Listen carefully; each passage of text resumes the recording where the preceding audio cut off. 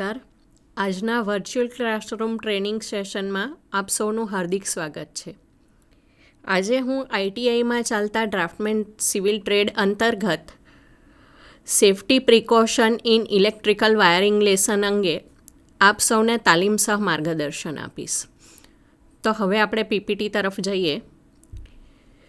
આજનું આપણું લેસન છે 93 નંબરનું safety precaution of electrical wiring. આ લેસન શીખવાનો હેતુ છે કે આ લેસનને અંતે તમે આ મુદ્દા માટે સક્ષમ હશો. પહેલું છે સેફ્ટીનું મહત્ત્વ. વર્કશોપમાં નિરીક્ષણ કરેલા safety precaution, personal safety precaution, machine ઉપર કામ કરતી વખતેના પ્રિકોશન. સામાન્ય રીતે એક્સિડન્ટ કરાતા નથી, તે થઈ જાય છે, પરંતુ મોટાભાગના એક્સિડન્ટ ટાળી શકાય છે. સેફ્ટી પ્રિકોશનનું નોલેજ ધરાવતા સારા ક્રાફ્ટમેન એક્સિડન્ટ ટાળીને પોતાને અને સાથી કામદારોને તથા સાધનોને અને મશીનને નુકસાનથી બચાવી શકે છે. આ પ્રાપ્ત કરવા માટે, સેફ્ટી પ્રાપ્ત કરવા માટે દરેકે સેફ્ટીની રીત અનુસરવી જોઈએ. સેફ્ટીની રીત અનુસરીને તમે એક્સિડન્ટ ટાળી શકો છો. વર્કશોપની સેફ્ટીને 3 ભાગમાં વિભાજિત કરી શકાય છે. પહેલું જનરલ સેફ્ટી, બીજું પર્સનલ સેફ્ટી, ત્રીજું મશીન સેફ્ટી. આપણે હવે જનરલ સેફ્ટી વિશે જાણીએ. જનરલ સેફ્ટી એટલે જનરલી વર્કશોપમાં આપણે જે સેફ્ટી રાખતા હોઈએ એને જનરલ સેફ્ટી કહે છે.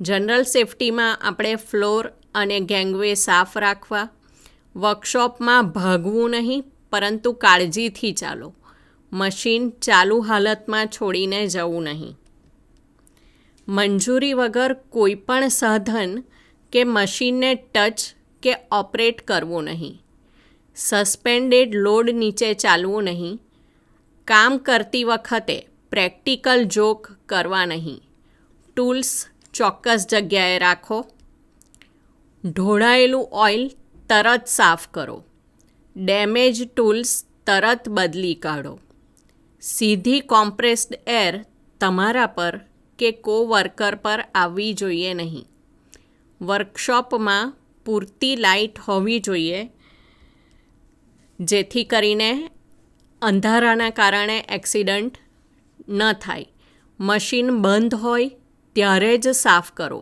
ચાલુ હાલતમાં મશીનને ટચ કરવું કે સાફ કરવું નહીં, મેટલ કટિંગ તરત સાફ કરીને દૂર કરો, મશીન શરૂ કરવા પહેલાં તેના વિશે બધી જ માહિતી મેળવી લો કે કઈ રીતે મશીન ઓપરેટ થાય છે, કઈ રીતે શરૂ થાય છે, કઈ રીતે બંધ થાય છે.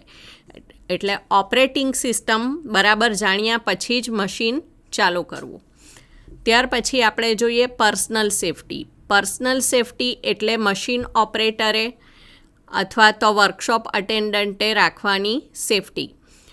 તો ઓવરઓલ વન પીસ કે બોઇલર સૂટ પહેરો, ઓવરઓલ બટનો ફાસ્ટન રાખો એટલે બટન તમારા બોઇલર સૂટના તમામ બંધ હોવા જોઈએ, ટાઈ કે સ્કાર્ફ પહેરશો નહીં, બાંયું કોણીથી ટાઈટ વાળી લો, સેફ્ટી શૂઝ કે બૂટ કે ચેઇન પહેરો, વાળ હંમેશા ટૂંકા રાખો, રિંગ, ઘડિયાળ, ચેઇન પહેરવું નહીં, મશીન ઉપર તમારા શરીરને ટેકવવું કે ઢળવું નહીં, કૂલન્ટથી હાથ ધોવા નહીં, મશીન ચાલુ હોય ત્યારે ગાર્ડ દૂર કરવા નહીં, ક્રેક કે ચીપ્ડ ટૂલ વાપરવા નહીં.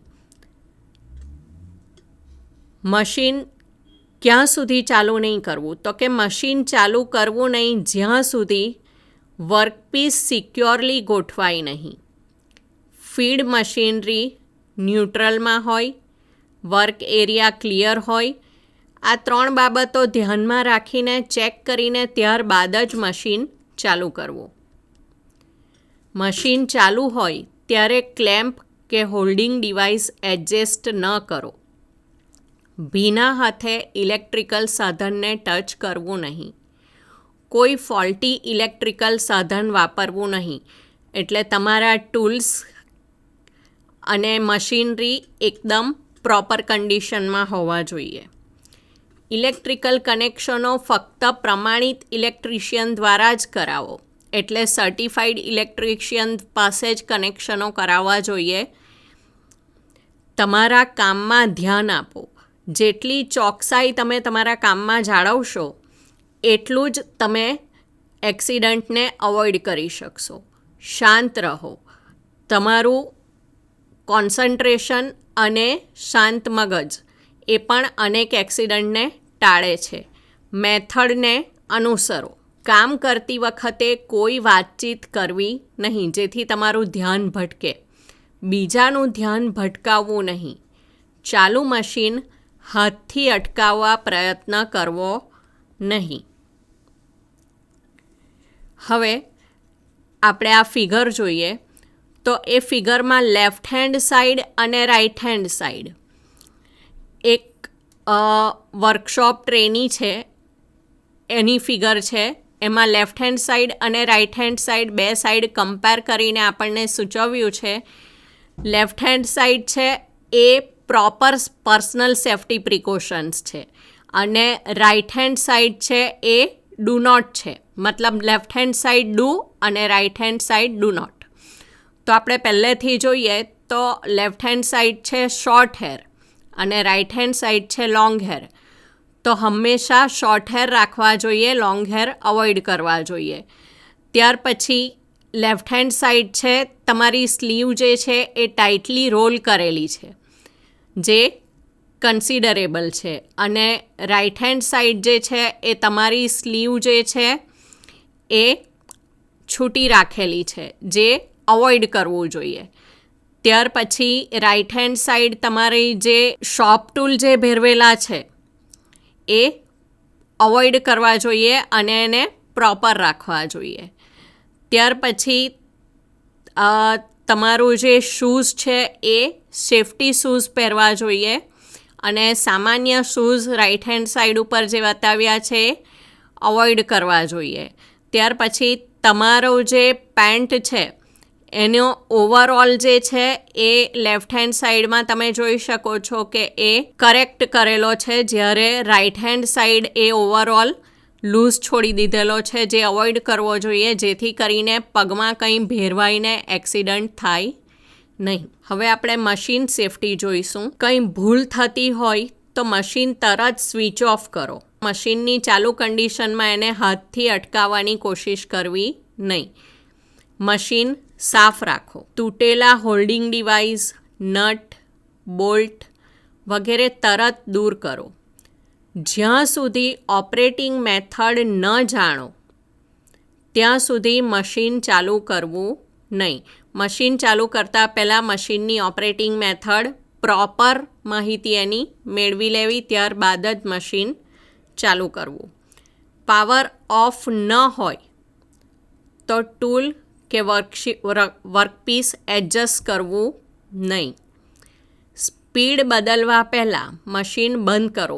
મશીનની ચાલુ કન્ડિશનમાં એની સ્પીડ ચેન્જ કરવી નહીં. પહેલાં મશીન બંધ કરવું, ત્યાર પછી જ એની સ્પીડ ચેન્જ કરવી અને ફરી મશીન ચાલુ કરીને એને વર્કિંગ કન્ડિશનમાં લાવવું. મશીન શરૂ કરતાં પહેલાં ઓઇલ લેવલ ચેક કરો. સેફ્ટી ગાર્ડ પોઝિશન ઓકે હોય તો જ મશીન ચાલુ કરો. મશીન સ્ટોપ કર્યા પછી જ રીડિંગ લો. ચાલુ કન્ડિશનમાં રીડિંગ લેવું નહીં. હેવી જોબ લોડ કે અનલોડ કરતી વખતે સપાટી પર વુડન પ્લાન્ક પાથરો જેથી કરીને હેવી જોબને લીધે એક્સિડન્ટ થાય નહીં.